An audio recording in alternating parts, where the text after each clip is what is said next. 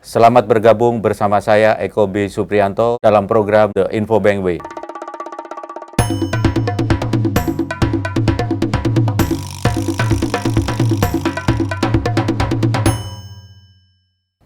Akhir-akhir ini masyarakat sering dibingungkan bagaimana mendapatkan restrukturisasi kredit bagi korban COVID-19. Banyak yang datang ke bank dan banyak datang ke leasing. Ada beberapa hal yang ingin saya kemukakan di sini. Sejak Presiden Joko Widodo mengumumkan pada Selasa 24 Maret 2020, Otoritas Jasa Keuangan memberikan kelonggaran atau relaksasi kredit bagi usaha mikro, menengah, dan kecil di bawah 10 miliar. Baik itu untuk bank dan untuk perusahaan keuangan non-bank. Nah, bagaimana cerita panjang karena di masyarakat sekarang mendadak banyak orang yang tidak bisa membayar utang. Apakah memang benar mereka benar-benar tidak bisa membayar utang atau memang mereka benar-benar sangat susah sekarang ini? Karena hari-hari ini perekonomian kita semakin hari kita rasakan juga semakin berat dan kita sekarang adalah tinggal survival. Nah, ada beberapa pertanyaan yang menarik di sini. Apakah restrukturisasi hanya untuk batasan plafon 10 miliar ke bawah? Di dalam POJK nomor 11 POJK 3 tahun 2020 ini, prinsipnya adalah bagi mereka tidak terbatas 10 miliar, bagi mereka yang terkena dampak langsung maupun tidak langsung, kena dampak COVID-19, sehingga sektor ekonomi seperti pariwisata, transportasi, perhotelan, perdagangan, pengolahan, pertanian, dan pertambangan, itu mendapatkan relaksasi kredit, demikian juga. Nah, di dalam POJK ini jelas diatur pada prinsipnya bank dapat melakukan restrukturisasi untuk seluruh kredit atau pembiayaan kepada seluruh debitur, termasuk debitur UMKM, sepanjang debitur tersebut teridentifikasi dampak COVID-19. Pemberian perlakuan khusus tersebut hanya melihat batas plafon kredit. Nah, 10 miliar mendapatkan perlakuan khusus, tapi seluruhnya bisa dilakukan. Nah, apa saja yang akan dilakukan? Mengacu pada POJK itu adalah mengenai penilaian kualitas aktiva. Antara lain, mereka diturunkan suku bunganya. Yang kedua adalah perpanjangan jangka waktu. Yang ketiga adalah pengurangan tunggakan pokok. Keempat, pengurangan tunggakan bunga. 5. Penambahan fasilitas kredit pembiayaan baru, ditambahin lagi kreditnya. Atau 6. Konversi kredit. Jadi kredit menjadi penyertaan modal sementara. Itu kira-kira yang akan dilakukan di dalam POJK. Nah, jangka waktunya menurut POJK tadi adalah 1 tahun. Tapi skemanya apa yang akan dilakukan? Apakah penurunan bunga, apakah penundaan, perpanjangan waktu? Itu sepenuhnya tergantung daripada bank ataupun lembaga keuangan non-bank. Tergantung identifikasinya. Ada pertanyaan, berarti bank nantinya mempunyai kebijakan berbeda? Saya jawab iya, tidak semuanya bank sama, tidak semua leasing sama, tetapi tergantung daripada kebijakan bank masing-masing.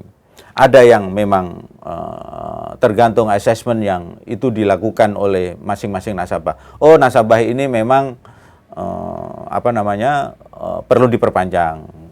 Oh, nasabah ini perlu dilakukan penundaan, perpanjangan waktu, penghapusan bunga. Itu tergantung bank masing-masing. Mungkin masyarakat juga banyak pertanyaan-pertanyaan yang menarik. Misalnya begini, ilustrasinya, sebagai suatu ilustrasi, sekarang ini mendadak semua, tiba-tiba tidak bisa membayar, datang ke leasing. Bahkan ada perusahaan leasing yang 1 hari 20.000 orang tiba-tiba tidak bisa membayar.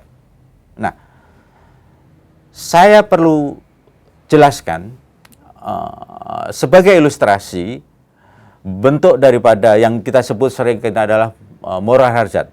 Misalnya, pada awal pengajuan kredit dia diajukan sebagai pengusaha atau sebagai karyawan swasta, tiba-tiba ada cerita mengenai ada restrukturisasi ini, tiba-tiba dia menjadi tukang ojol. Nah, ini yang membuat moral hazard itu terjadi. Nah, kalau pertanyaan menarik lagi, bagaimana kalau yang sudah macet? Yang sudah macet ini tentunya tidak akan mendapatkan restrukturisasi. Nah, kelonggaran waktu 1 tahun ini bukan berarti gratis 1 tahun, tetapi ditunda. Jadi bunga dan pokoknya itu masih akan mengikuti utang itu sendiri. Kelonggaran cicilan ini yang dimaksudkan, ditujukan kepada debitur kecil di bawah 10 miliar, sektor informal, usaha mikro, pekerja penghasilan harian, memiliki kewajiban pembayaran kredit. Nah, itu mereka yang paling mendapatkan prioritas. Misalnya pekerja informal yang memilih tagihan kepemilikan rumah tipe sederhana. Nah, pertanyaannya apakah seluruh KPR? Saya yakin tidak demikian. Pertanyaan-pertanyaan menarik. Apakah relaksasi harus 12 bulan? Tergantung banknya atau lembaga keuangannya. Bisa 3 bulan, bisa 6 bulan, bisa 9 bulan, bisa 12 bulan. Tergantung asesmen dari bank atau lembaga keuangan. Kalau memang misalnya, cukup 3 bulan diundur, 3 bulan mudah dapat pekerjaan lagi, ya nggak apa-apa. Tidak harus 1 tahun.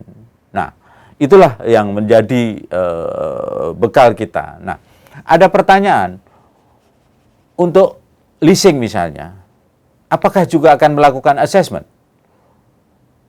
Terus ada pertanyaan berikutnya, bagaimana larangan penarikan kendaraan bermotor oleh debt collector? Nah, perusahaan leasing untuk pertanyaan pertama, itu tetap dilakukan assessment. Tidak semua ujuk-ujuk mendadak mendapatkan secara otomatis mendapatkan keringanan ini.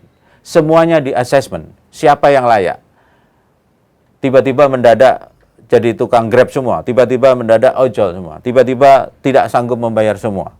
Nah, ini tetap di assessment. Mengenai penarikan kendaraan, bagi mereka, jadi yang sudah macet, ya wajib ditarik, ya kan, tidak dihentikan.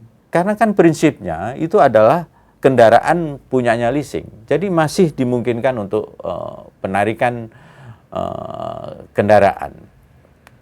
Nah, pertanyaan yang sering muncul, bagaimana cara menyikapi jika masih ada debt collector yang berusaha melakukan penarikan kendaraan bermotor?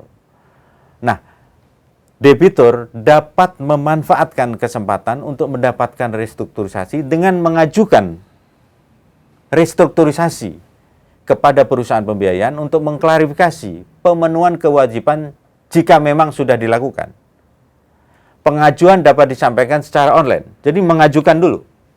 Apakah akan dapat keringanan ataukah apakah dapat penundaan. Itulah yang harus dilakukan. Karena sekarang ini banyak bahkan Presiden mengatakan sekarang ini debt collector diminta untuk dihentikan sementara untuk menarik kendaraan. Karena itu adalah bagian dari tuntutan segera membantu masyarakat terdampak. Namun demikian, kami mengingatkan, apabila debitur memiliki tunggakan, untuk tidak diam. Jadi, biar tidak didatangi debt collector, nggak diam. Pura-pura lupa, pura-pura tidak punya utang. Nah, itu tidak boleh. Debitur harus datang, harus menghubungi. Nah, apakah benar mereka punya tunggakan, berapa tunggakannya? Karena kalau diam ataupun menghindar, berarti memang ada kewajiban yang masih harus ditunaikan. Itu saya sarankan, the Infobank way, datanglah ke perusahaan leasing, selesaikan kewajiban. Kalau memang benar-benar terdampak, saya yakin leasingnya akan menyelesaikan. Itu yang sering muncul. Apakah akan seluruhnya dapat? Ya tergantung daripada assessment daripada bank ataupun leasing. kata akhir daripada ini, bahwa restrukturisasi atau relaksasi kredit ini setidak-tidaknya adalah mengurangi beban daripada sektor informal yang terdampak. Tetapi kami juga ingin mengungkapkan tidak semuanya akan secara otomatis mendapatkan keringanan. Saya sarankan segera datang ke perusahaan leasing, segera menghubungi bank, karena banyak kasus kendaraan yang menjadi objek leasing sekarang ini tidak lagi dikuasai oleh debitur. Apakah yang mesti seperti ini memungkinkan penarikan oleh debt collector? Misalnya, saya kredit atau leasing dari kendaraan, tapi kendaraan saya gadaikan. Nah, apakah cara-cara begini akan mendapatkan? Saya yakin restrukturisasi ini mensyaratkan itikat baik daripada debitur. Artinya, debitur harus berkomunikasi, membuat surat ke leasing atau perusahaan pembiayaan untuk menyampaikan permasalahan. Jangan diam. Jangan pura-pura tidak punya utang. Kalau hal demikian, maka itikat baik itu tidak ada pada debitur. Jadi, pemerintah dalam hal ini lewat POJK, leasing atau bank sudah memberi kemudahan, maka debitur juga harus memberi jalan keluar yang terbaik. Demikianlah kira-kira daripada The Info Bank Way agar restrukturisasi kredit ini tepat pada sasarannya. Terima kasih, saya Eko B. Supriyanto.